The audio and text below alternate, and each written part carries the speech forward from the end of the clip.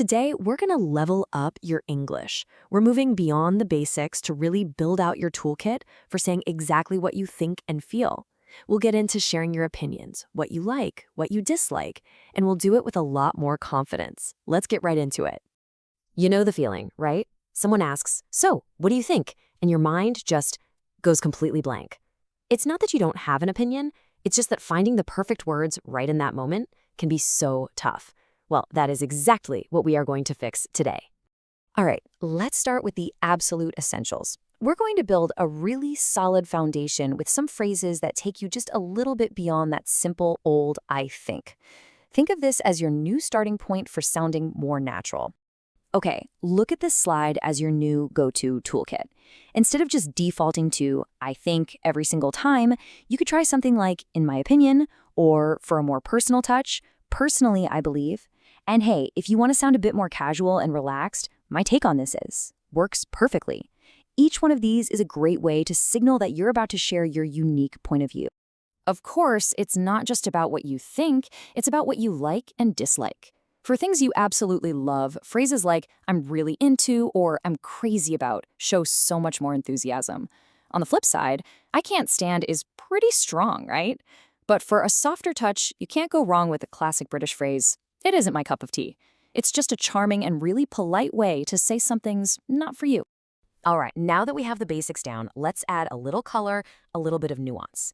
You know, liking something isn't just a simple yes or no. It's a whole spectrum of feeling, and the words you pick can show exactly how strong or not so strong that feeling is. This table really lays that spectrum out perfectly. See that spot right in the middle at 50% neutral? You've got "I don't mind," which just means, you're okay with it, it's fine. As you move up, that feeling gets stronger, going from a simple "I quite like" all the way up to "I really love." And of course, as you move down, the intensity builds from a pretty mild "I don't really like" to a very, very strong "I really hate." So how do you actually modify these phrases to show that intensity? Well, this is where adverbs become your absolute best friend.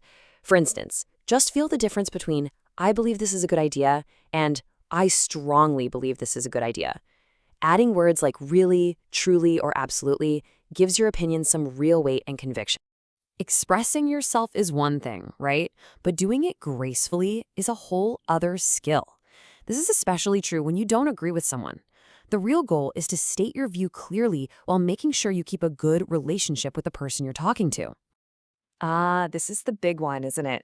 Disagreeing can feel, well, confrontational, especially when you're speaking in another language, but it really doesn't have to be. There are some great ways to be clear and assertive without coming across as aggressive at all. Just look at this direct comparison. Saying that's a bad idea is so blunt. It can completely shut down a conversation.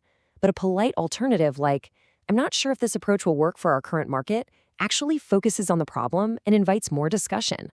Same thing here. Instead of a flat "I don't like it," try something like, "It's not quite what I had in mind. It's just softer, way more professional, and it invites collaboration." Here is your cheat sheet for disagreeing politely.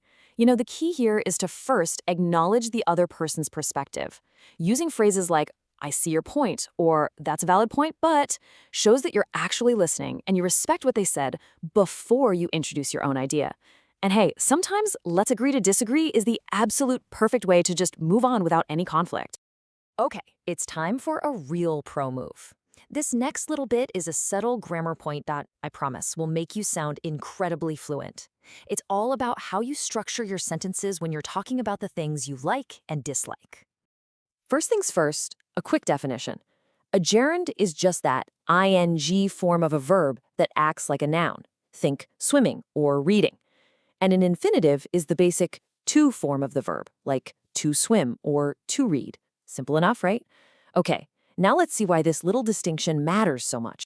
This is where that grammar point gets really powerful. So, we use a gerund for general enjoyment. "I like going to the cinema" means you genuinely enjoy the whole experience. But we use an infinitive for a habit or a choice. For instance, "I like to go to the dentist twice a year." You probably don't enjoy the visit itself, but you choose to do it because it's a good habit. See that difference? It's such a small change, but it has a huge impact on the meaning.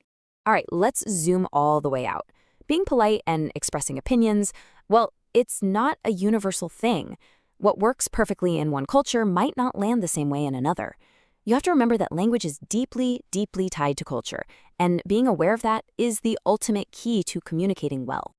This chart from a study comparing Twitter and the Chinese platform Weibo is absolutely fascinating. It shows how strongly expressing gratitude is linked to being seen as polite.